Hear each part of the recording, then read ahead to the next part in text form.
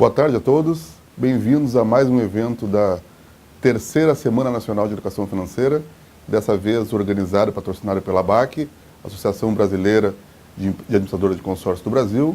Eu sou Álvaro Modernel, especialista em Educação Financeira, e nosso bate-papo de hoje vai ser sobre Educação Financeira e Consórcios, ou consórcios no contexto da educação financeira.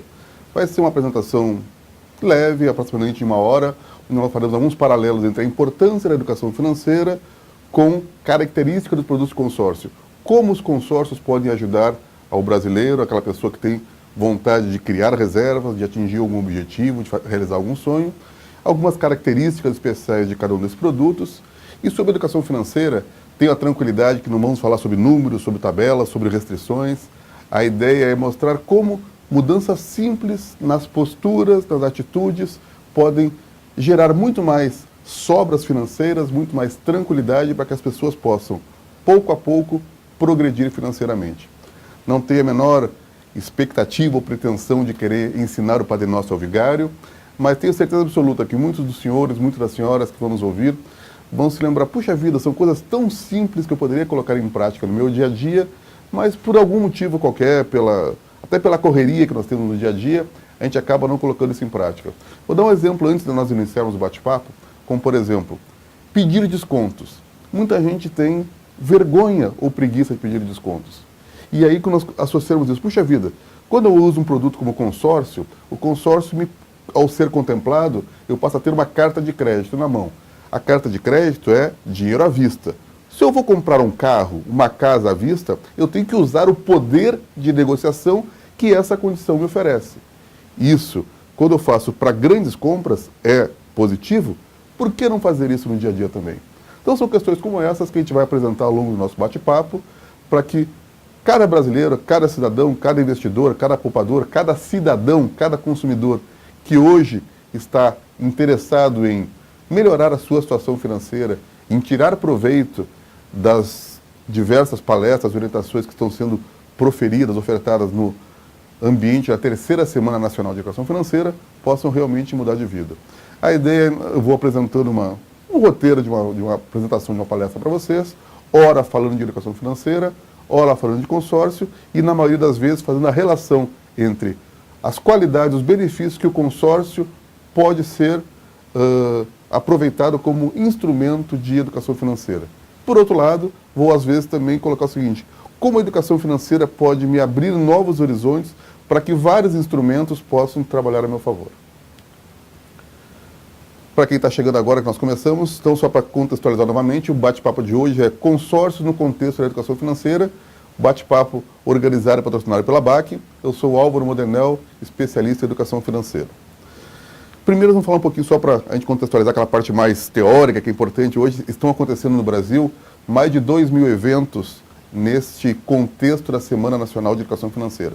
Então isso acontece no Brasil inteiro, eventos ao vivo, eventos online, atividades internas em algumas companhias, em vários órgãos e instituições, e é importante que a gente apresente quem são alguns desses parceiros, né? No Brasil, desde 2010, nós temos a INEF, vou falar dela daqui a pouco, mas a INEF, a Estratégia Nacional de Educação Financeira, ela estimula que entidades de classe como a ABAC ofereçam a seus clientes, a seus participantes, as pessoas que fazem parte do seu universo, informações úteis para que elas possam melhor aproveitar, tirar bom proveito e principalmente conhecer melhor os seus direitos e as suas obrigações. E a ABAC é uma entidade que existe há quase 50 anos, ela representa as entidades, as empresas de consórcio que oferecem consórcio à população diante dos órgãos reguladores e fazem o intermédio no mercado para que este mercado seja bem regulamentado, bem esclarecido e principalmente para que o consumidor, ao consumir produtos relacionados ao sistema de consórcio, se sinta bem informado, se sinta seguro e principalmente motivado a continuar nesse sistema. Me apresentar um pouco mais detalhes, eu trabalho há muitos anos com educação financeira, sou sócio fundador da Mais Ativos, uma empresa que se dedica exclusivamente à educação financeira e previdenciária, e nós sempre que temos algum grande evento como essa Semana de Educação Financeira, nós temos a oportunidade de chegar ao consumidor com uma linguagem simples que possa aproximar aquilo que a realidade da legislação às vezes não chega com tanta clareza para o consumidor, de uma maneira mais palatável, digamos assim, para que o consumidor possa entender melhor os seus direitos, exigir melhor aquilo que ele pode se beneficiar e principalmente para que ele possa equilibrar a sua vida financeira utilizando os diversos produtos à sua disposição.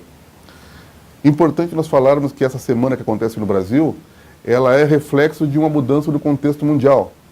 Nos últimos 12, 15 anos, pelo menos, notou-se um movimento muito forte no mundo inteiro. Quando a gente fala mundo inteiro, é realmente nos 5 continentes. Hoje são mais de 100 países que têm propósitos firmes, como existe no Brasil, de levar a educação financeira aos seus cidadãos. E a gente vai até discutir e mostrar o porquê disso e ver o quanto todos podem se beneficiar.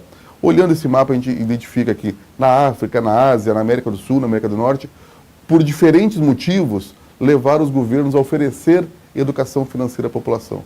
E é claro que daqui a pouco a gente tem que esclarecer o que vem a ser a tal da educação financeira. Primeira coisa eu vou dizer para vocês, nós da Mais Ativos, a gente não trabalha com aquele conceito financeiro, matemática, com planilhas, com restrições. De maneira bem simples para nós, educação financeira é ajudar as pessoas a serem mais felizes na administração dos seus recursos, para que elas possam conquistar mais qualidade de vida, tendo menos problemas. Então, quando a gente fala de contexto mundial, hoje são quase 100 países, fala em 98, 97, que oferecem isso de maneira estruturada.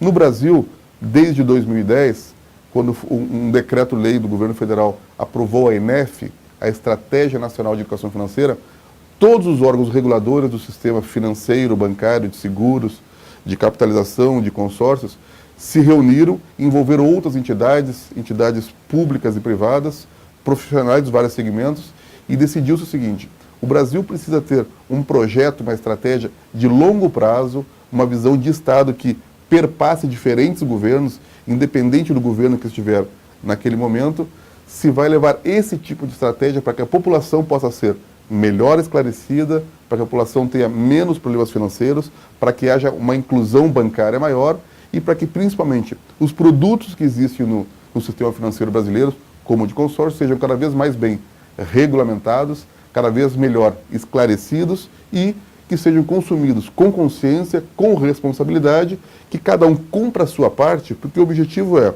o sistema financeiro oferecer produtos que a sociedade possa consumir e tirar proveito deles. Então vocês vejam que é uma diversidade muito ampla, são fundos de previdência, a União, estados, municípios, empresas, ONGs, universidades, escolas desde aquelas crianças pequenininhas do ensino infantil até universidades, todas preparando um contexto, um enxoval de informações com linguagem clara, mas também com amparo legal, com amparo jurídico, para que a sociedade brasileira, de maneira geral, possa estar mais bem preparada, mais bem esclarecida para exercer os seus direitos. Nós vemos ainda que, nesse outro mapa aqui, são diversas entidades, entre elas a ABAC, a administradora de empresas de consórcio, administradora de consórcios, vinculada ao Banco Central do Brasil. Então são duas entidades em diferentes níveis, fazendo parte de um mesmo objetivo, de um mesmo contexto, que nesse caso é trabalhar o produto consórcio, do sistema de consórcios. Não se preocupem que daqui a pouco a parte teórica ela vai desaparecendo, a gente vai entrando na parte mais prática, né? Mas é só que era importante fazer essa contextualização. De imediato vamos quebrar um tabu, vamos desmitificar uma informação, que educação financeira, embora tenha surgido nos últimos anos, nas últimas décadas, de maneira estruturada, de maneira mais bem acadêmica, até para que os consultores possam fazer palestras e possam vender livros, né? Na verdade, a educação financeira, a gente buscar na história, estão vendo aqui uma ilustração da fábula A Formiga e a Cigarra. Essa fábula foi escrita por Ésopo há mais de 2.500 anos. Na verdade, o que a formiga e a cigarra, essa fábula, passa para nós e que a maioria de nós leu na infância, ou nossos pais, nossos avós, nossos professores leram para nós? Princípios básicos de educação financeira que foram pouco a pouco sendo expandidos. O que fala essa fábula? Que existem épocas de fartura e épocas de escassez. Que existem perfis diferentes das pessoas. E que as pessoas têm que tirar proveito das épocas de fartura, criar reservas, criar poupança, criar algum tipo de fundo onde se possa lançar mão ou para aproveitar uma oportunidade ou para enfrentar alguma necessidade. Então, você vê que o princípio geral da educação financeira, há mais de 2.500 anos, ele é passado de uma tradição oral de família para família. Aí eu até brinquei, coloquei lá embaixo, Com o tempo, depois, Markowitz, para quem conhece, quem gosta um pouco mais de finanças, de matemática, né, buscou seus modelos de simplificação de riscos, o modelo CAPM, índices beta, tudo isso são sofisticações de uma fábula chamada A Formiga Cigarra, que trata basicamente perfis de investidores, mudanças do mercado e necessidade de enfrentar ciclos que sempre vão ocorrer. Ciclos ora mais positivos, ora mais negativos. Quando a gente fala no mercado, a gente sempre sabe que a próxima crise está para acontecer. A gente só não sabe qual vai ser o motivo, qual vai ser a intensidade, qual vai ser a duração. Mas que ela vai acontecer com toda certeza. Assim como as oportunidades. A diferença é que, ao chegar os invernos, as crises, as cigarras vão passar frio, vão passar fome. E as formigas, aquelas que se prepararam, seja criando reservas, seja buscando informações ou educação financeira de maneira mais ampla, elas vão estar aptas e prontas para quê? Para aproveitar oportunidades. Muito mais do que enfrentar adversidades, para tirar proveito também das oportunidades. O que levou a uma contextualização ainda? O que levou a educação financeira a crescer tanto assim nos últimos anos, seja no Brasil, na América do Sul, no mundo inteiro? Então eu fiz uma relação 10, 12 itens, vou passar alguns, vocês vão poder acompanhar calmamente, eu vou comentar os principais.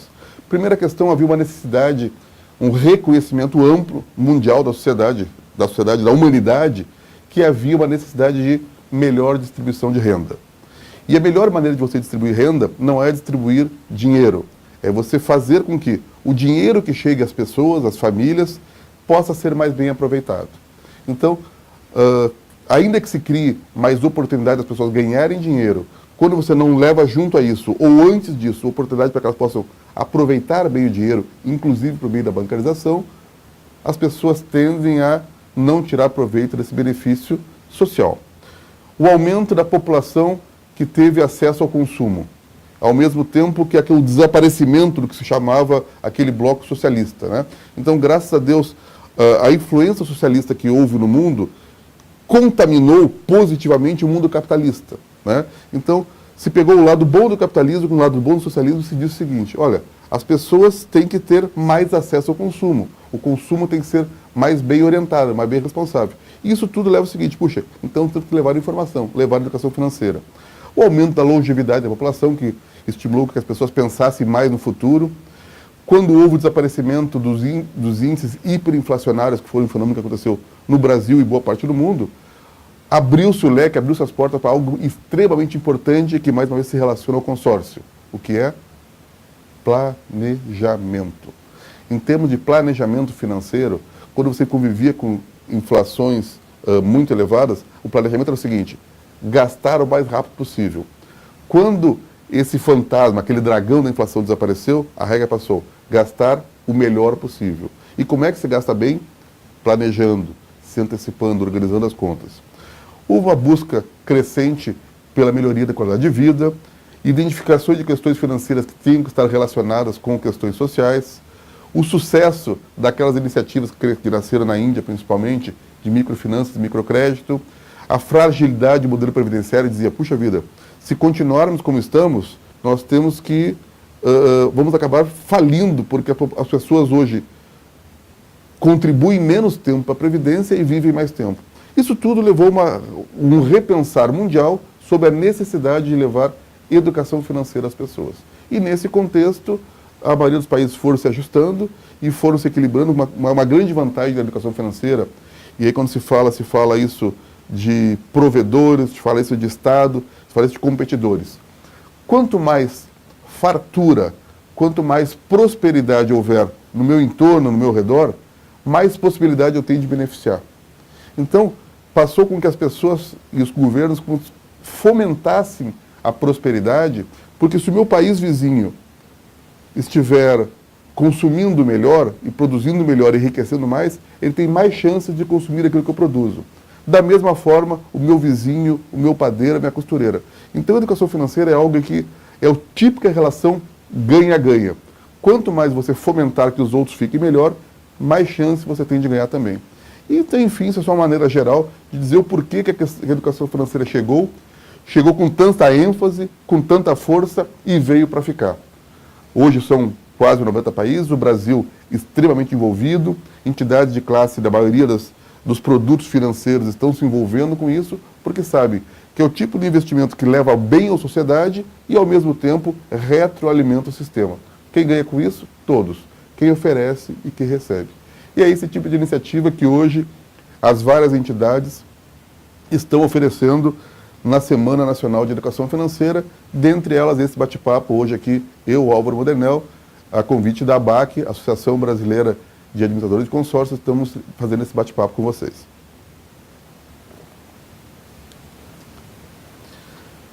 Quando se fala em educação financeira, existe uma relação, uma preocupação muito forte das pessoas. Puxa, vou ter que estudar finanças, vou ter que conhecer matemática. Não.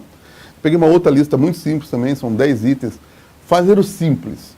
Só que fazer o simples de maneira agradável, de maneira que não gere muito desconforto. Essa é a maneira de você fazer as coisas com longevidade. Imagina uma situação seguinte, a pessoa que gosta de se alimentar, que gosta de comer doce, que gosta de comer carne bastante. De uma hora para outra resolve mudar seus hábitos radicalmente. Dificilmente essa dieta, essa mudança de hábitos vai ser duradoura. Talvez porque o sacrifício é tão forte que você acaba desistindo, porque os benefícios demoram mais a aparecer. Então, ao invés de cortar, por exemplo, de cortar o doce radicalmente, pode fazer o quê? Eu só vou comer doces aos finais de semana.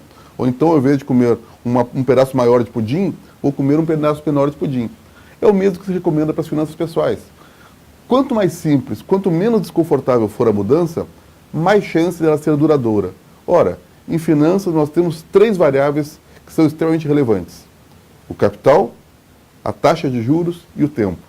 E não há dúvida alguma que o tempo é o principal fator que leva os outros 2 a serem impulsionados. Então, se eu posso fazer isso com longo prazo, os benefícios de pequenas mudanças vão me trazer muito mais bons resultados. Questão básica. Simples. Chega a ser simplório, mas às vezes a gente não coloca em prática. Não gastar mais do que se ganha. Ponto. Simples assim. Mas como eu faço isso? Como muitas pessoas conseguem fazer. Isso exige o quê? Sacrifício? Às vezes sim. Mas mais do que sacrifício, exige o quê? Organização. Planejamento.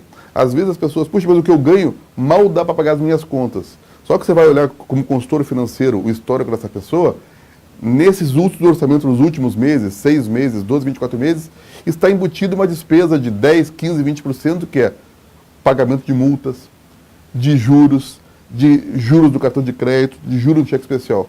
Ora, se eu conseguir fazer uma virada e eliminar essas despesas do meu orçamento, eu consigo 2 coisas. Primeiro, manter o mesmo padrão de vida que eu tinha. Se eu conseguia viver nos últimos 2 anos pagando juros para banco, para administradora de cartão, etc. e tal, e eu conseguia sobreviver, por que não pegar esse mesmo dinheiro que eu vinha pagando para eles e, de repente, me dar mais qualidade de vida, de repente, formar mais poupança, comprar uma nova cota de consórcio, me dar algum prazer que o pagamento de juros não vinha me dando. Segundo ponto, não gastar antes de receber.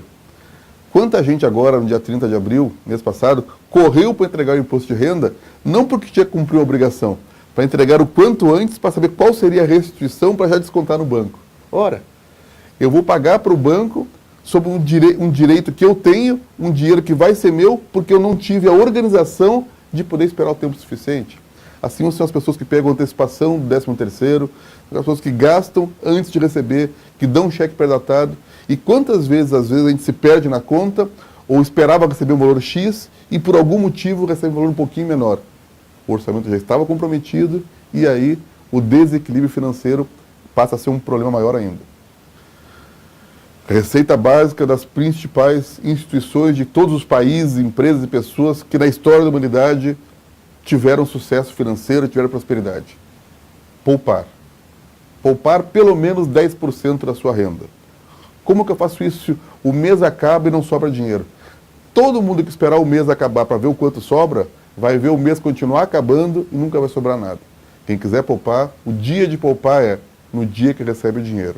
Se você não tem disciplina suficiente para apartar aquele dinheiro e colocar em algum produto que você queira colocar, um fundo de investimento, uma conta de poupança, comprador, busque em produtos que auxiliam na disciplina, como, por exemplo, o produto consórcio. Você insere aquele valor da cota que você quiser no seu orçamento e é como se fosse uma despesa. Só que ao invés de ser uma despesa, que é um dinheiro que vai e não volta, você está acumulando, você está criando uma reserva de poupança. pague sempre à vista, sempre que possível. Mesmo que você possa parcelar, você tenha dinheiro para pagar à vista, você opta por fazer o parcelamento, você está fazendo o quê? Você está comprometendo o seu orçamento no futuro. Se você tiver o hábito de pagar à vista, ainda que o parcelamento seja fácil ou de custo baixo, você está comprometendo o orçamento, está reduzindo a sua liberdade de escolha. Um detalhe importante, tem que pensar sempre no futuro, mas tem que viver o presente. Tem que viver o presente, mas tem que pensar no futuro. Então, uma das questões que tem que se equilibrar no jogo do orçamento é, eu tenho que curtir a vida, tenho que aproveitar, fazer aquilo que eu gosto, mas tenho que pensar em fazer isso sempre. Se eu pensar em fazer apenas hoje, pode ser que eu consiga, se eu gastar demais hoje, pode ser que daqui a 6 meses, 3 meses ou 30 anos, eu não consiga manter o mesmo padrão de vida. Se eu pensar em juntar só no futuro, que lembranças eu vou ter do passado, que estímulo eu vou ter para continuar assim. Então esse equilíbrio entre consumir hoje, consumir no médio prazo e no prazo maior, é muito importante você também organizar isso junto com as suas finanças. Na nossa listinha temos, esse eu acho muito bacana, né? Mantenha o crédito em dia, mas não use. Crédito é uma das melhores coisas do mundo de se ter. Que bom quando você vai no sistema financeiro, você procura um banco, uma financeira assim, você diz, puxa, eu tenho crédito, mas não use. Crédito é como seguro, é algo muito bom de você ter na retaguarda. Se eu precisar, se houver uma necessidade ou uma grande oportunidade, aí sim. O problema é que as pessoas acabaram banalizando o uso do crédito. E quando você usa o crédito sem a necessidade, que você usa para o consumo, aquele consumo não necessário, você acaba comprometendo o orçamento. Quando compromete o orçamento, você primeiro reduz a sua liberdade de escolha. Reduzindo a liberdade de escolha, você reduz a sua qualidade de vida. Porque você, ora, deixou de ter a liberdade de fazer o que quer com o seu dinheiro, porque tem que pagar o cheque especial, o cartão de crédito, a Casas Bahia, a Casas Pernambuco, a Casas Alagoas, todas elas, porque está comprometido. Então, organize o orçamento, pague à vista sempre que possível, antes de ver se a prestação é barata, ver se ela cabe no orçamento junto com as outras que já existiram. Está com dúvida, não gosta de fazer controles? A melhor maneira de você não precisar fazer planilha, não precisar fazer controle, é pagar sempre à vista. De preferência, planejando as suas compras, os seus investimentos. Criar e diversificar rendas passivas. Só rapidamente, o que é a renda passiva? É aquela que todo mundo gostaria de ter, né? É colocar o dinheiro trabalhar para você. Como é que você adquire isso? Em primeiro lugar, trabalhando, ganhando dinheiro, apartando uma parte da renda para criar investimento, qualquer tipo que seja, pode ser imóveis, pode ser investimentos, pode ser um fundo de previdência, outra coisa, para que aquilo gere uma retroalimentação. Vou comprar, eu tenho um hábito, por exemplo, de a cada 3, 4 anos trocar de carro. Se eu sei que a cada 3, 4 anos eu vou trocar de carro, acabei de comprar o primeiro, o que eu tenho que pensar? Posso começar a juntar dinheiro para a minha próxima compra de carro. Posso fazer isso como? De várias maneiras. Ah, mas eu não sou um cara disciplinado, eu posso pegar esse dinheiro, daqui a pouco desviar e viajar. Pensa, por exemplo, numa cota de consórcio. Uma cota de consórcio de um carro que seja compatível com o que você gostaria de ter lá na frente. Puxa, mas aí o orçamento vai ficar apertado. Então faz o seguinte, faz uma cota de consórcio de um orçamento menor daquilo que você gostaria lá no fim. Porque quando chegar daqui a 3, 4 anos, você, além da carta de crédito, se chegar até o final do plano, por exemplo, você vai ter um carro usado para usar também como parte de pagamento. São só questões de você fazer uma organização, um planejamento para tirar o melhor proveito. Espero que vocês estejam gostando, acompanhando. A parte foi mais direcionada para o contexto de educação financeira. Falar um pouquinho agora mais especificamente sobre o produto consórcio, que nesse contexto, nessas mais de 2 mil eventos que estão acontecendo essa semana, na terceira Semana Nacional de Educação Financeira, o bate-papo desse momento agora é consórcios. Quem tiver interesse em fazer alguma pergunta, ao final da apresentação, eu vou estar à disposição para responder, tanto relacionado a consórcios quanto a educação financeira e principalmente entre os dois temas relacionados. Aí eu estava me preparando para esse bate-papo de hoje, para essa palestra, e aí, como todo profissional como com vocês, vou fazer o dever de casa, né? Então, já que o bate-papo de consórcio, hoje vou estudar um pouco mais, vou relembrar algumas coisas. E aí me lembrei que fui ver da história do consórcios, que eu não sabia, não tinha essa informação. É um produto genuinamente brasileiro, nasceu no Brasil, ou seja, com as nossas características, com o nosso DNA, e eu achava que era uma coisa que era mundial ou muito antiga. E eu descobri que o consórcio foi criado pela volta da década de 60, 70, e eu, por volta, fui me lembrar, em 73, até anotei para 73 ou 74, não tenho certeza, eu acompanhei a minha mãe, professora à época, para uma assembleia de consórcio onde, como eu era a única criança presente, me levaram para sortear. O sorteio à época era com aqueles globinhos igual de bingo, né? E aí tinha, sei lá, várias pessoas muito conhecidas, sou de uma cidade pequena no interior do Rio Grande do Sul, de Bagé, e muita gente conhecida lá na sede da Volkswagen, naquela época ela só tinham 4 montadoras no Brasil, e eu fui convidado, a única criança, para sortear para ser o mais isento de todos. E eu lembrei que eu sorteei o número 05, que era da professora Ena. Então eu tive o privilégio de fazer o sorteio, vamos dizer que era marmelada, mas no fundo não foi. E eu lembro que era um fusquinha branco que a minha mãe tirou depois na época, isso em 73, 74, tinha até 6, 7, 8 anos assim. E aí eu me lembrei como os caminhos da gente são cíclicos realmente, e isso estava esquecido da minha memória, talvez nunca mais fosse lembrar, e ao pesquisar a história do consórcio, isso me veio com muita tranquilidade, quis compartilhar com vocês, porque para mim foi uma alegria lembrar que tive esse momento de alegria, que proporcionei essa alegria para minha mãe lá atrás, há 40 anos atrás, e que a história do consórcio não é tão mais antiga do que a minha. E por ser um produto genuinamente brasileiro, talvez por isso que tenha tanta aceitação, né? Ele foi moldado, ele foi criado às nossas necessidades. Então, rapidamente, o sistema de consórcio, mais teórica, né, é uma modalidade de acesso ao mercado de consumo, no qual algumas pessoas se reúnem com o objetivo comum e uma empresa administradora administra os recursos para que as pessoas possam se organizar por meio de contribuições mensais, que não são administradas, de tempos em tempos, geralmente a periodicidade mensal, claro que tem que respeitar sempre o contrato plano. No mínimo uma pessoa é sorteada, e aquela pessoa que é sorteada ela tem o direito de receber o bem antes das outras, e a cada nova assembleia vão acontecendo novos sorteios até que todos passem a ser contemplados.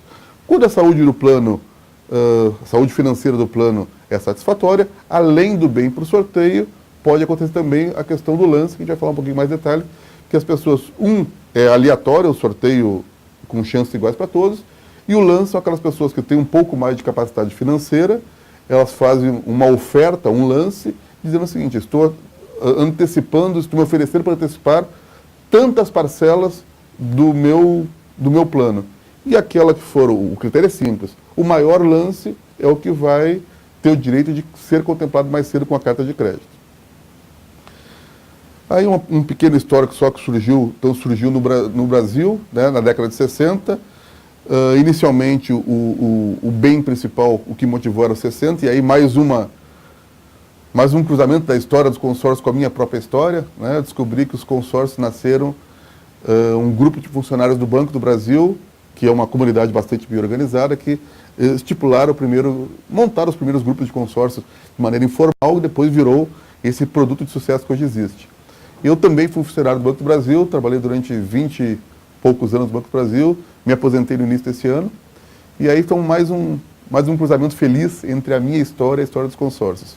Então, logo depois dos carros, passou aos bens de capitais, passou para caminhões e máquinas, motos, eletrodomésticos, e atualmente, basicamente, existem 3 grandes grupos onde as pessoas podem escolher. São os bens móveis, e aí quando você fala bens móveis, são uma coisa bastante ampla, pode ser veículos, motos, aviões, barcos.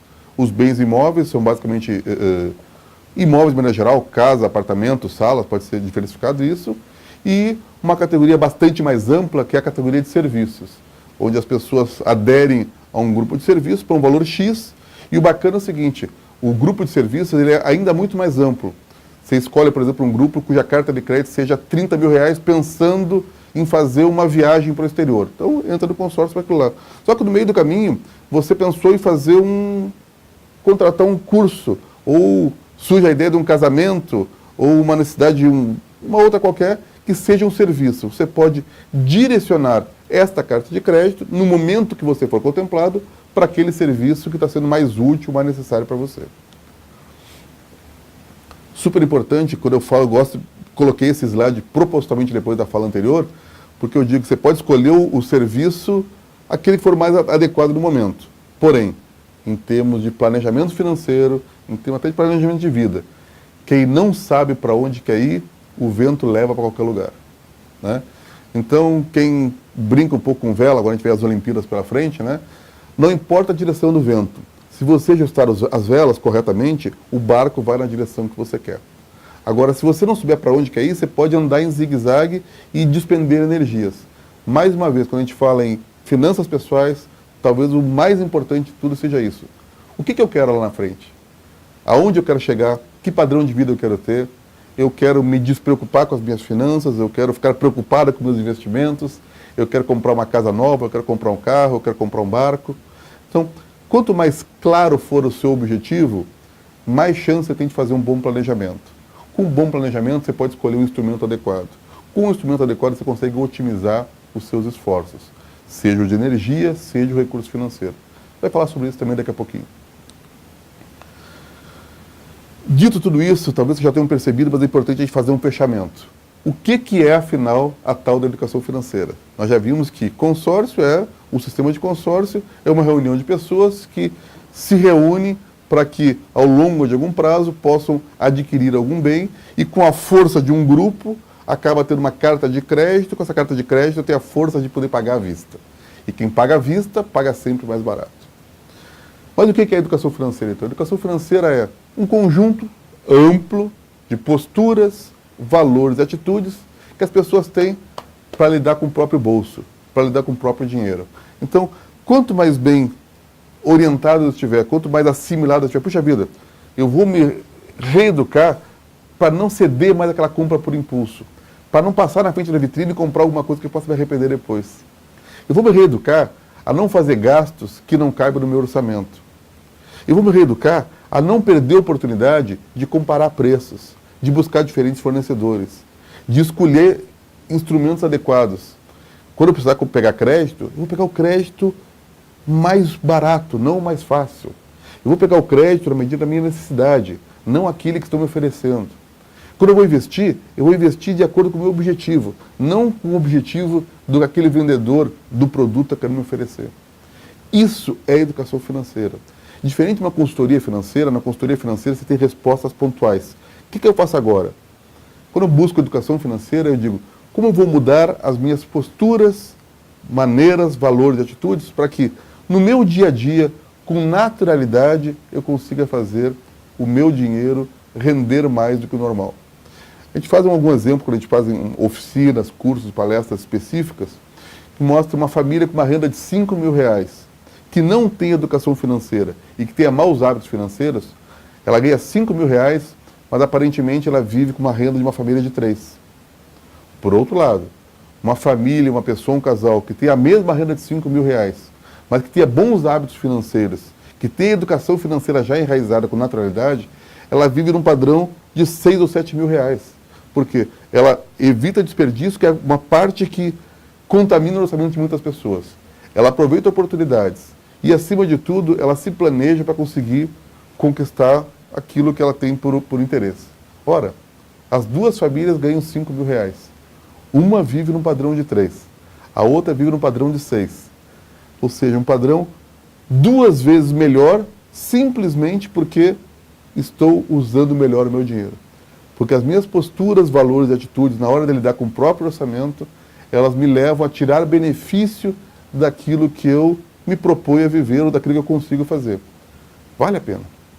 Você não acha que, já que não tem como aumentar a sua renda de uma hora para outra, por que não fazer aumentar o poder da sua renda? Isso é uma grande diferença. Reduzir os gastos todos conseguem. Só que às vezes você reduz o gasto tanto que acaba reduzindo um pouco do seu prazer e qualidade de vida. Agora pense nisso, não é aumentar apenas a renda, é aumentar o poder da sua renda. Como? Com a educação financeira. É esse tipo de atitude de pessoas que, como você, estão nesse momento investindo 1 hora do seu tempo para ouvir o Álvaro ou ouvir qualquer outro palestrante nessa semana que está acontecendo, que faz a diferença. Com certeza, algumas coisas que eu estou dizendo para você farão sentido e vão ajudar você a pensar, puxa vida, se eu colocar isso em prática, isso vai me ajudar depois. Talvez para algumas pessoas não, mas com certeza aquelas pessoas que não se dispõem a ouvir, a ler, a procurar uma informação a mais, essas vão ficar naquele grupo que ganham 5 e vivem como se ganhassem 3. Pessoas que estão buscando essa orientação, essa informação, esse momento de reflexão, talvez além de viver como se fosse 6 ganhando 5, talvez ganhem 6, ganhem 7, ganhem 10. Aumente a sua renda pela simples questão de mudar a sua postura, valor e atitude. Por que se estimula tanto a busca de educação financeira? Para estimular a riqueza? Não. Para estimular o acúmulo de bens? Não. Porque hoje, cada vez mais o ser humano, a sociedade moderna, valoriza muito mais a qualidade de vida do que a qualidade do próprio patrimônio. Então a ideia é essa, que a educação financeira possa proporcionar, primeiro, tranquilidade financeira. O que é isso?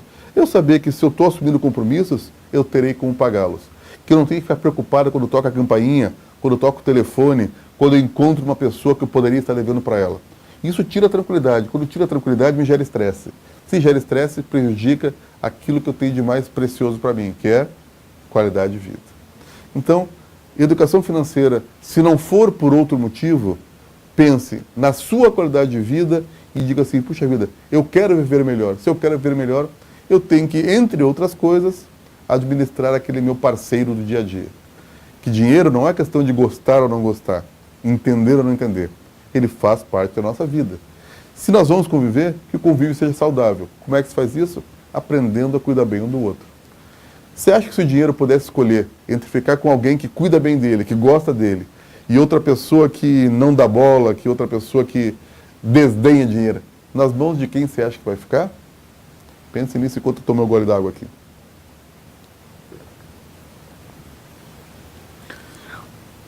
Mas se falamos em chegar à prosperidade, que é um dos caminhos da qualidade de vida, temos que ampliar o conceito de prosperidade. Não é aquele conceito antigo que era apenas o conceito de bens materiais. São pelo menos 4 vértices muito importantes que têm que estar bem equilibrados. Claro que sim, patrimônio, dinheiro, recursos financeiros são importantes, não dá para negar isso. Mas ter apenas isso e não ter uma boa relação familiar, uma boa relação social, um bom convívio com pessoas das quais eu gosto e tenho que conviver, ou pagar o preço que aquela geração dos workaholics pagaram, que trabalharam tanto que se desligaram da família, se desligaram da própria saúde, e daqui a pouco teve que gastar boa parte do dinheiro que ganharam para tentar recuperar uma saúde que não conseguiram. E principalmente, tenho prosperidade, tenho amigos, tenho família, tenho namorado, tenho filhos, quero curtir a vida, tenho condições para isso, tenho boa saúde, mas eu tenho que reservar uma coisa muito importante que as pessoas relegam às vezes. Tempo. Que adianta eu ter uma família que me ama, eu ter patrimônio, eu ter saúde, se eu não reservar um tempo para curtir tudo isso? Então, o nosso conceito hoje da educação financeira humanizada, ele tem esses 4 vértices. Evolução patrimonial, preservação da qualidade das relações pessoais e familiares, investimento na própria saúde e, principalmente, apartar um tempo da minha agenda, da minha vida, para que eu possa aproveitar esses outros 3 itens. Fala-se muito, vocês veem que até agora eu não passei novidade alguma para vocês em termos de educação financeira, e o propósito não era esse mesmo. Mas se é tão simples, por que as pessoas simplesmente não mudam e não fazem isso? E não tiram proveito e fazem a renda, ao invés de 5 valer 3, valer 6? Porque falta uma coisa mais importante do que conhecimento. Falta atitude, falta decisão. E é isso que momentos como esse pode ajudar as pessoas. É a provocar, puxa vida, se tudo que ele falou eu já sabia, se quase tudo que ele falou eu acredito, se isso faz sentido para mim, por que eu não coloco em prática? Aí não é o cara que está do lado de cada câmara que pode fazer. É só você que tem que pensar, puxa vida, está na hora de fazer alguma mudança.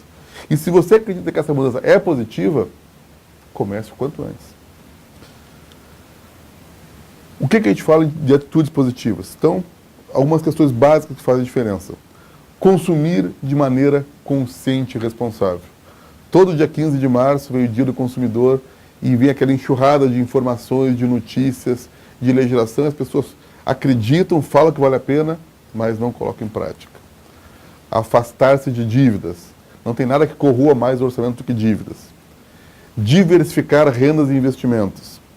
Manter controle das finanças. Fazer uso adequado do crédito. O que é uso adequado do crédito? É usar quando precisa ou quando surge uma oportunidade. Jamais usar o crédito como hábito ou por facilidade, principalmente não incorporá-lo ao orçamento. Manter reservas financeiras. Quem tem reservas financeiras evita dívidas e aproveita oportunidades. E investir com estratégia. A questão do crédito, já falei um pouco antes, só para o resumo que eu acompanho para vocês aí. A questão do crédito é essa, pessoal. Ter à disposição, manter o nome limpo, mas pense como se fosse seguro. É muito bom tê-lo, mas é muito ruim usá-lo. Se você está usando, porque está associado a alguma coisa que não deu certo. E se não deu certo, você vai ter sempre um prejuízo em relação a isso. Então foi só essa chamadinha que eu coloquei depois. Até vamos colocar depois esses slides todos, podem ficar à disposição de quem quiser no site da ABAC. Então não vou ler cada um desses itens para que vocês possam depois buscá-los e tirar alguma dúvida. O consumo consciente e responsável, pessoal, ele vai além de pensar apenas no planeta. É claro que eu tenho que pensar no planeta, na natureza.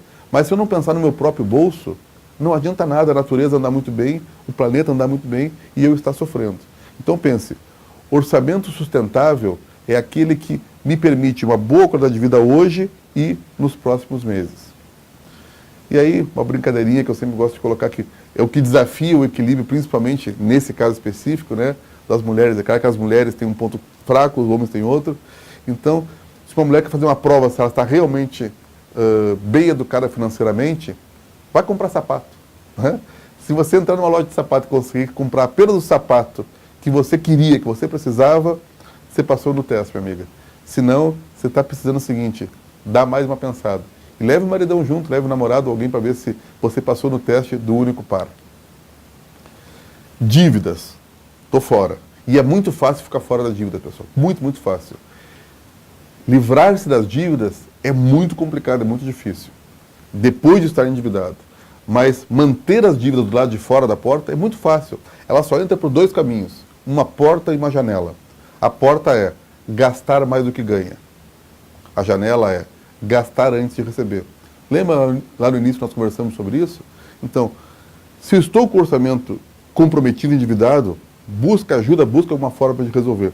Se eu não estou, a crise batendo lá fora, pense nessas duas coisas. Fecha a porta de não gastar mais do que ganha e fecha a janela de não gastar antes de receber. Problemas resolvidos. Por quê? Vamos ver graficamente, esse é o único gráfico que eu vou mostrar para vocês, e é um gráfico muito simples, sem números, para demonstrar com clareza o porquê que é muito ruim estar endividado. Suponha que esse gráfico todo, essa pizza, esse redondo tudo, seja daquela família que ganha 5 mil reais. E essa família está endividada. Um quarto do que ela está recebendo, ela está pagando com multas, com juros. Ela paga cheque especial, ela paga agiota, ela paga consignado, ela paga prestação e ela vive com os outros 75%. Então, estava ganhando um valor X, uma parte disso ela vai viver e conviver pagando para terceiros. Ora, imagine essa mesma família dando um duro e se livrando das dívidas e ao invés de ficar endividada, ficar endinheirada, ou no mínimo com as contas em dia. Com a mesma renda, olha que vou para frente ou para trás, o tamanho da pizza é o mesmo, a renda é a mesma, 5 mil, 2 mil, 10 mil. Imagine a sua família, qual é a sua renda. Imagine se você está endividado, um quarto disso vai para multas e juros. Se você não está endividado, este mesmo um quarto, que você não estava contando com ele para viver, você pode ter mais lazer, você pode ter mais investimentos, você pode comprar dólar, você pode comprar euro, você pode entrar num grupo de consórcio, você pode fazer outras coisas que vão trazer benefícios para você. Aí pensa bem, o que é melhor, você trabalhar para pagar multas e juros ou você trabalhar para criar investimentos, para comprar um novo carro, para comprar um novo apartamento? Pense bem, quando você trabalha um quarto do seu tempo, dos 12 meses do ano, um quarto são 3 meses. Quando você está endividado, 3 meses do ano, você trabalha para pagar dívidas. Quando você está endividado, e para quem trabalha 5 dias por semana, um quarto disso dá o quê? Um pouco mais do que um dia. Já pensou você trabalhar um dia, quase 2 dias por semana, para pagar dívida, para pagar juros? Já pensou de um mês, de 30 dias, um quarto disso, quase uma semana por mês, você trabalhar só para pagar multas e pagar juros? Que diferença seria se você pudesse, ao invés de fazer isso, pegar um quarto do seu salário, um quarto do salário semanal, do salário mensal, da sua renda, da sua comissão, do que for, para transformar isso em bens, transformar isso em viagens, em prazer, em investimento, em patrimônio, em segurança. Essa é a diferença entre você estar endividado e endinheirado. E aí, quando eu falo que nesse debate, eu participei de alguns eventos ainda essa semana no Banco Central, e eu digo que o mais importante que essas entidades, que esse trabalho como a ABAC está fazendo hoje para vocês, é a linguagem que tem que chegar à população. E aí quem trabalha com consórcio, quem está consumindo consórcio, tem que pensar isso. Não adianta rebuscar muito a linguagem para que as pessoas se impressionem. Tem que simplificar a linguagem para que as pessoas entendam. E quando você entende, você tira melhor proveito. É só uma dica que assim, se você não está entendendo um produto, você não está entendendo como é que funciona, busque um outro interlocutor. A maioria dos produtos, dos serviços que tem, como consórcio, é um produto muito simples, né? Ele é um funcionamento assim, muito redondinho. Se você acha complexo, talvez você não esteja buscando a fonte correta, né? Busque uma outra fonte de informação, de esclarecimento, para que você possa tirar melhor proveito desses bens todos. E aí, já quase que direcionando para o nosso fechamento, quando a gente fala em investimentos, né? Então a expectativa é de todo mundo vai ouvir uma palestra de educação financeira, um bate-papo assim, pensa, puxa, qual é o melhor investimento que existe? A minha resposta é muito simples. Pausa para suspense, né? O melhor investimento que existe é o mais adequado para os seus objetivos. E é nisso que eu acho muito bacana a opção alternativa do consórcio. Então, primeiro, a melhor estratégia de investimento que existe, na minha forma de ver, é a estratégia da diversificação. Então, se eu estou constituindo patrimônio, se eu estou tendo uma renda um pouco melhor, eu tenho que diversificar, não colocar todos os ovos na mesma cesta. Uma das alternativas que eu tenho, por exemplo, é no fundo de consórcios. Então, só que ainda nos consórcios eu posso diversificar. Então, um exemplo muito simples, que as pessoas às vezes pensam, puxa, mas é um compromisso por 4 anos, 5 anos, 10 anos, e se eu não puder pagar a prestação? E se eu ficar apertado? Então, por exemplo, ao invés de comprar uma cota de R$1.000 por mês, por que não comprar 2 cotas de 500? Né? Então, é uma forma de você diversificar. Você pode eventualmente estar dobrando a sua chance de sorteio. Você está reduzindo pela metade o seu risco de comprometer o orçamento. Porque hoje, graças à evolução da legislação, os consórcios protegem não apenas aqueles que permanecem até o final do grupo, mas também aqueles que entraram e em algum momento, por alguma circunstância da vida, não puderam permanecer até o final. Então, essa diversificação, essa forma de você estruturar seus investimentos, por exemplo, eu estou pensando em imóveis, em carros, em barcos, em serviços, o que for. Eu não preciso concentrar o meu investimento nas cotas mais altas. Eu posso diversificar, por exemplo, em 2, 3 cotas diferenciadas. Eu posso fazer os prazos, uma por um prazo mais curto, outra por um prazo mais longo. Eu posso me organizar conforme a minha idade.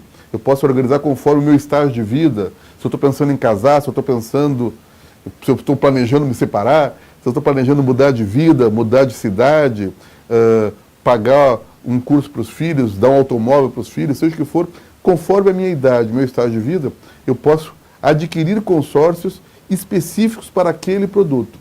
Então, como eu digo, qual é o melhor investimento que eu posso fazer para comprar um apartamento de 3 quartos, que eu não tenho dinheiro possível? É focar no de 1 quarto. Né? Se eu quero comprar $10.000, qual é o melhor investimento que eu tenho? É comprar $100 hoje. Né? Então, quanto mais eu me aproximar do meu objetivo, mais chance eu tenho, faço o que se chama de hedge no mundo financeiro, eu estou me protegendo desse meu mercado se distanciar da minha realidade. E é isso que o consórcio, um dos benefícios do consórcio.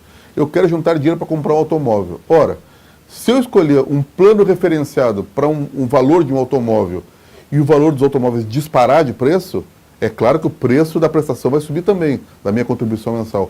Por outro lado, eu continuo com o mesmo distanciamento do meu objetivo.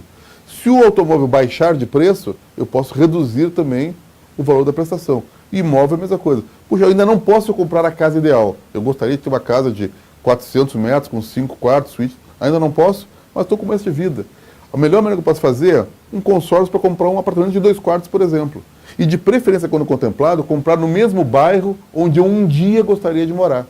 Por quê? Se aquele bairro valorizar muito, vai valorizar o apartamento de 4 quartos e o de 2 quartos também. Então a distância que eu tenho do bem que eu tenho para o bem que eu quero chegar continua a mesma, ou pelo menos continua proporcionalmente.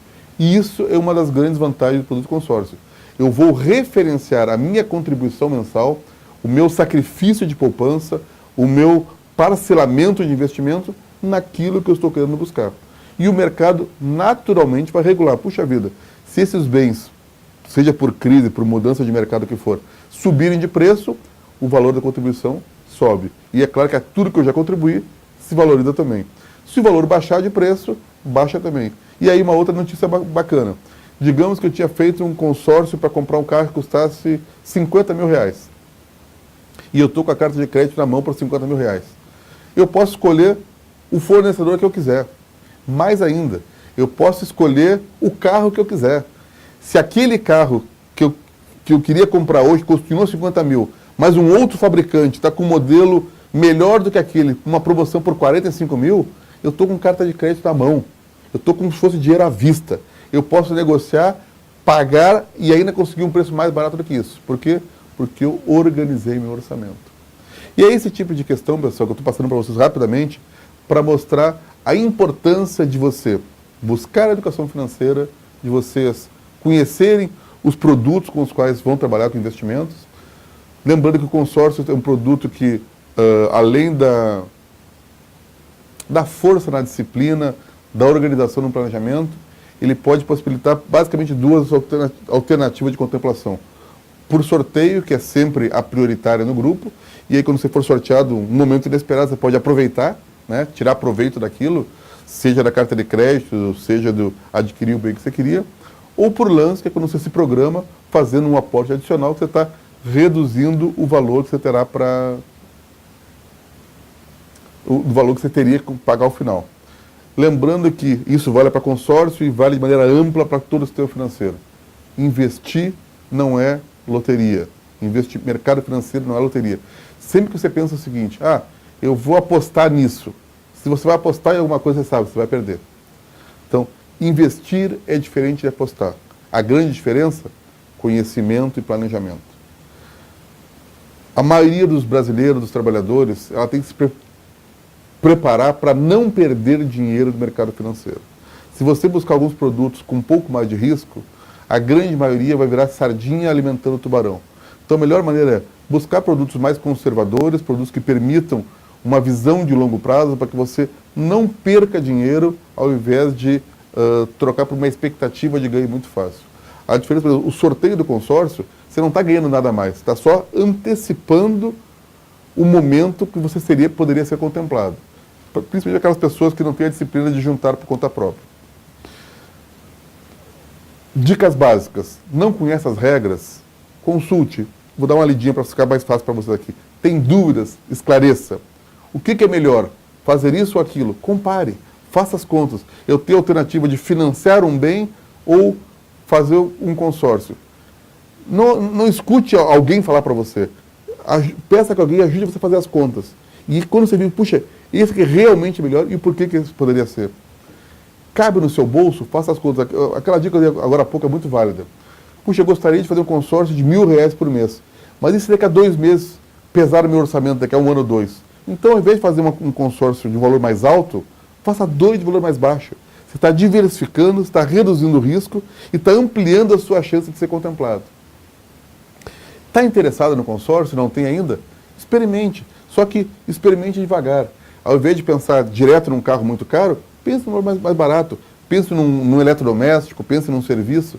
Tenho certeza absoluta que, assim como eu tive essa experiência positiva dos consórcios há quase 40 anos, e desde então tive várias outras oportunidades muito positivas com o consórcio, quem experimentar, tenho certeza que vai incorporar nas suas opções de investimentos e nos seus produtos de formação de patrimônio e poupança. Das pessoas, alguns dados importantes para serem colocados, já finalizando o nosso bate-papo, né? Uma pesquisa recente realizada em 2015, das pessoas que já têm consórcio, esses são os índices que atestaram os motivos pelos quais as pessoas estão mais satisfeitas de todas, né? E principalmente o que elas colocaram era o ser fácil de retirar o bem. Quando eu vi essa pesquisa, eu puxa vida, e qual que é a nossa percepção? Então eu levei para dentro da nossa empresa, da Mais Ativos, essa é a percepção de quem tem o consórcio. E agora eu vou apresentar para vocês qual é a nossa percepção, a minha percepção de como é o produto de consórcio. Então, primeira questão, relatei alguns itens que eu acho que são importantes para as pessoas escolherem e ponderei. Qual é, para mim, a minha forma de ver, o ponto mais forte do consórcio? Flexível. Ele é a flexibilidade. Por quê? Porque eu posso escolher um grupo que tenha o prazo, o valor ou o objetivo compatível com o meu sonho, com a minha tendência. Só isso, para mim, é assim, uma coisa extremamente relevante. Puxa, eu quero comprar um carro, eu quero viajar, eu quero comprar uma nova casa, eu quero fazer um curso. Então isso me possibilita que eu faça um hedge natural, uma proteção natural, para que a minha contribuição mensal esteja sempre se aproximando do meu objetivo. É um produto relativamente simples, né? O entendimento dele é bastante fácil, ele é muito bem regulamentado, isso é algo extremamente importante. Essa regulamentação, ela, ao mesmo tempo que ela dá segurança para as empresas de consórcio, ela dá mais tranquilidade para o consorciado, para o consumidor. Tem um custo relativamente baixo, é claro que tem que ter custo. Existem empresas que administram os grupos de consórcio, ela tem que sobreviver e ganhar um pouco.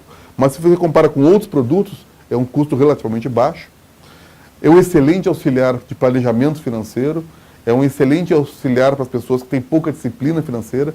Você se programa para contribuir durante 3 meses, 1 ano, 5 anos, 3 meses não, 3 anos, 4 anos, 5 anos, e aquela disciplina é mantida.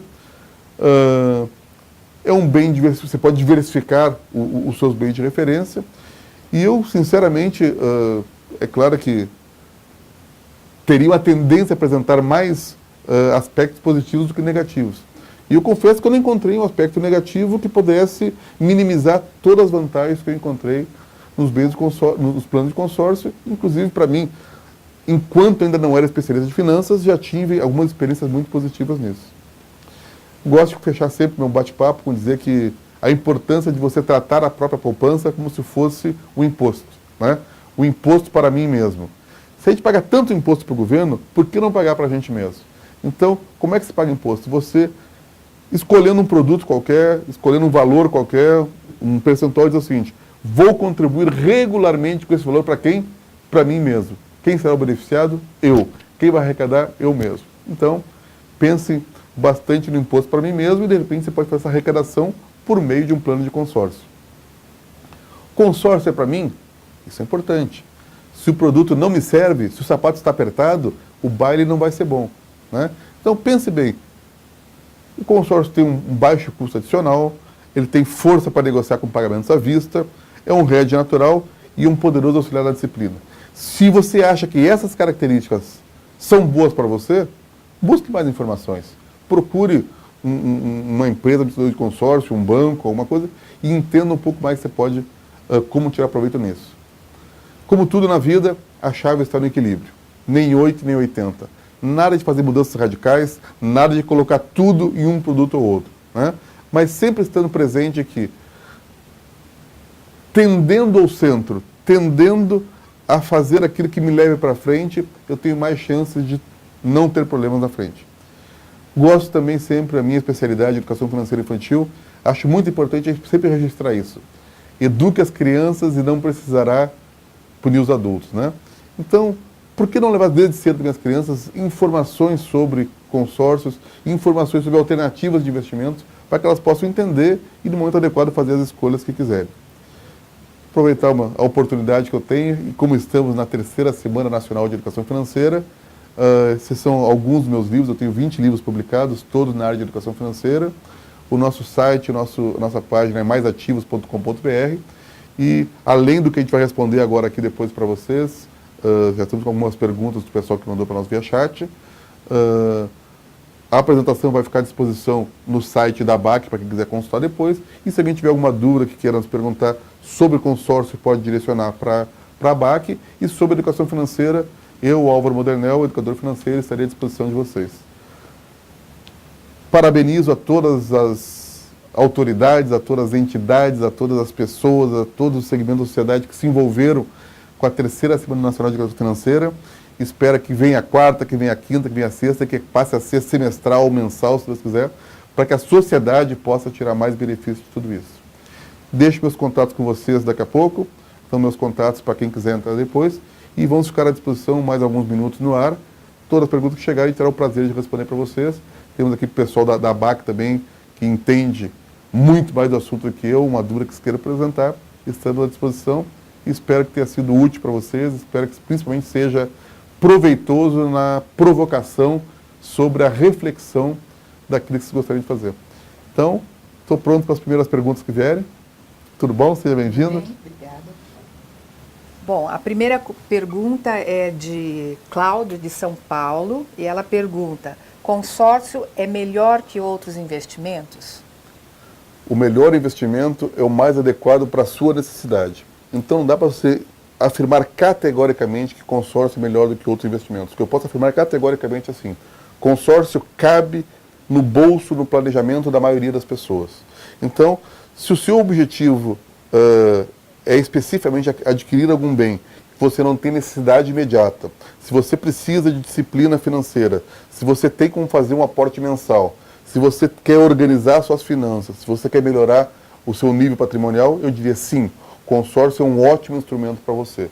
Agora, para dizer qual é o melhor especificamente, aí teria que analisar um contexto específico da sua família, da sua situação. Agora, não tenho dúvida, não tenho a menor... tenho muita tranquilidade de afirmar. Para a maioria dos casos, o consórcio é um produto muito bom para compor a cesta de investimento das pessoas. A próxima pergunta é do Moisés, do Espírito Santo, que quer saber, vale a pena comprar um imóvel por meio de consórcio? Moisés, essa é uma pergunta muito recorrente também, e o mercado de imóveis é um mercado muito particular. Geralmente o que dá bom negócio no imóvel é o jeito com que você faz a compra. Então, independente de como você esteja financiando essa compra, ou seja, com recursos próprios, seja com uma carta de crédito, ou seja com financiamento. A boa compra é aquela que você chega diante do vendedor com o poder de comprador que tem dinheiro na mão. Então é muito diferente você querer comprar o imóvel e não ter o poder de negociação. Então até o custo que todo consórcio tem, claro que todo produto financeiro tem um custo de administração, na negociação de você comprar esse imóvel, por estar fazendo uma compra à vista, você pode inclusive superar e recuperar todo esse custo que você pagou de administração no consórcio. Então eu digo sim, mas depende muito de você, depende muito do corretor que vai estar ajudando você. O corretor é aquela pessoa que vai te dar o amparo legal, o amparo comercial, o amparo negocial para dizer, esta é uma boa compra. Quando ele sinaliza para você e você tem um bom instrumento de pagamento, não tenho dúvida que você pode sim fazer um bom negócio, seja aí nas belas praias do Espírito Santo, na cidade onde você precisar. A outra pergunta é de José Armando, de São Paulo, que quer saber, devo investir em uma cota de consórcio em vez de fazer uma poupança? Esse verbo devo, eu prefiro deixar ele de lado, Armando, né? Mas eu posso, é conveniente? Eu diria que geralmente sim. Agora, são produtos diferentes para diferentes finalidades. Então, digamos o seguinte, para aquela reserva de emergência, eu não sei qual é a sua situação financeira, né? A conta de poupança, que é um produto específico, geralmente é o melhor produto que existe para quem está começando a juntar algum dinheiro e está tendo uma reserva para começar a entrar no mundo dos investimentos. Mas à medida que você começa a engordar a conta de poupança, que ela passa a ter recursos suficientes para você pensar em outros produtos, a poupança deixa de ser tão atraente. Então eu diria o seguinte, as pessoas devem começar pela poupança e assim que aquele dinheiro começa a ser interessante, que você começa a se preocupar, que ele já tem 3, 4 vezes o valor da sua renda mensal, você para de colocar dinheiro na poupança, deixa aquele dinheiro ali como uma reserva, como produto de garantia para você e peça a pensar em produtos que possam trazer um retorno melhor, seja um retorno financeiro, seja um retorno de qualidade de vida.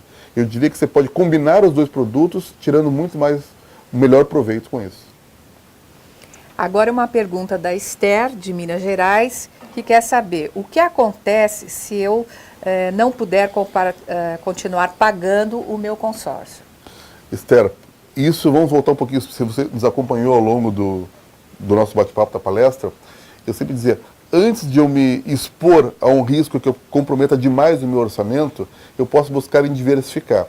Então, por exemplo, você acha que comprar um produto, um consórcio de uma cota de R$1.000 vai apertar o seu orçamento? Não compre no extremo, compre uma cota menor de 800, 700 ou duas de 400 e 500. Então, no mínimo, você vai estar diversificando o seu risco de você, de uma hora para outra, se ver impedida de continuar com a sua contribuição. Mas, felizmente, sendo específico na sua pergunta, respondendo você, o produto consórcio foi muito mais bem regulamentado nos últimos anos. A recente legislação, a lei do consórcio específica, ela trouxe mais garantias ao consorciado, e isso era uma situação muito recorrente, que as pessoas tinham medo de não poder receber o dinheiro que tinham investido. Antigamente só recebiam ao final do grupo e às vezes haviam problemas até com as próprias empresas, nem sempre recebiam. Hoje a legislação já permite que você deixe o seu dinheiro lá, pare de contribuir durante algum tempo, 2 ou 3 meses, você ainda pode voltar a contribuir, então não perde o direito, né? Mas se passar um tempo um pouco mais conforme cada contrato, você pode ser excluída do grupo, excluída, de certa forma, você pode ser congelada, por exemplo, mas ainda assim você continua tendo, por exemplo, o direito de ser sorteada.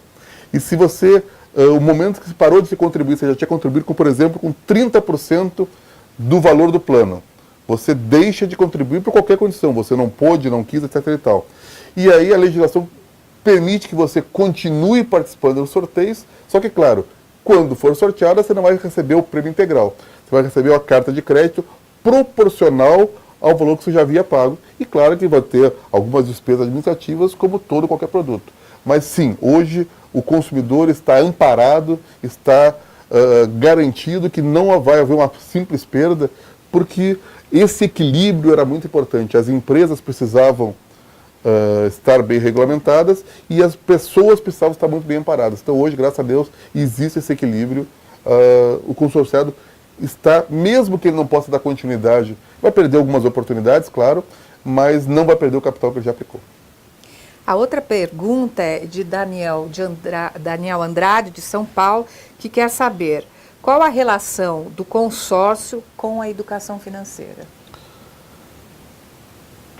Aí tem mais uma hora para falar para o Daniel, mas a ideia é a seguinte, Daniel, eu me sinto muito confortável em falar do produto consórcio como educador financeiro, porque o consórcio tem muitas características que se adequam aos pilares da educação financeira. Então, primeira questão, é um produto simples, é um produto bem regulamentado, é um produto que permite com que você escolha o plano mais adequado ao seu orçamento, à sua expectativa. É um produto que corrige boa parte da falha que as pessoas têm, que é uma deficiência de persistência ou falta de disciplina.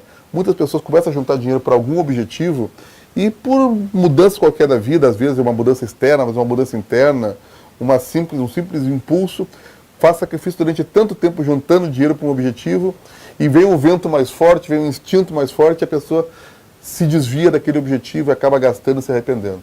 E o consórcio, ele pela sua própria característica, ela faz com que as pessoas fiquem mais atreladas ao seu objetivo. Pode desistir? Pode, mas não é essa a característica que leva as pessoas. Então eu diria que, graças a Deus que o Brasil inventou o consórcio, graças a Deus que nós temos o produto consórcio hoje à nossa disposição como uma opção, como uma alternativa de investimento de formação de patrimônio. A outra pergunta é de Rodrigo de Paula, que quer saber o seguinte: mesmo com reajuste, o consórcio vale a pena?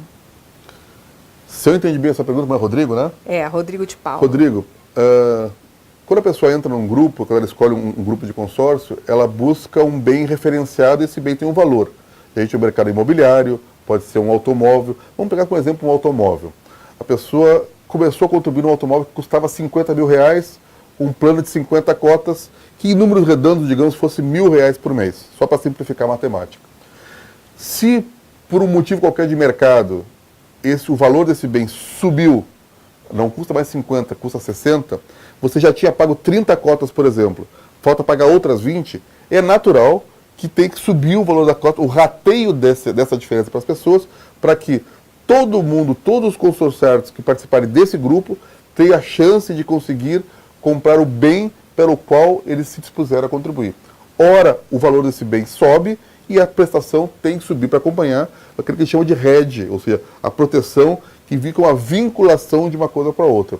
Se por acaso o valor deste bem, a referência deste bem baixar de preço, pode acontecer também do valor das prestações diminuir. A outra pergunta é de Francisco, que quer saber: vale a pena utilizar carta de crédito para quitar financiamento?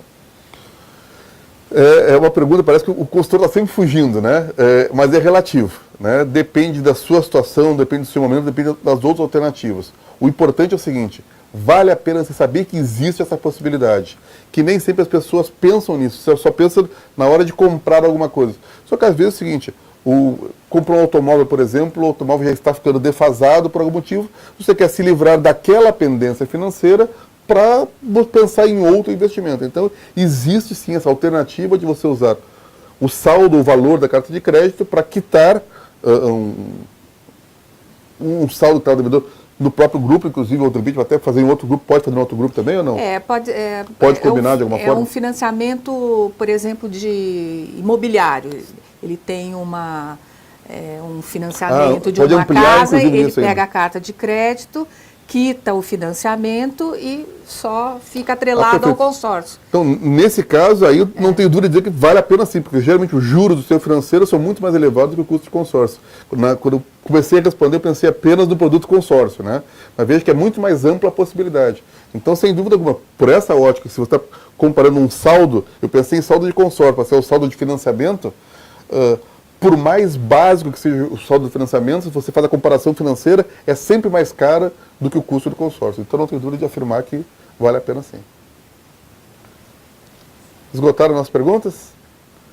Bom, esperamos, pessoal, que tenha sido proveitoso para todos vocês. Mais uma vez, é um orgulho para mim, como profissional, o convite da ABAC, a oportunidade da ABAC, nós estarmos aqui falando para tantos brasileiros, foram de tantos estados diferentes, né?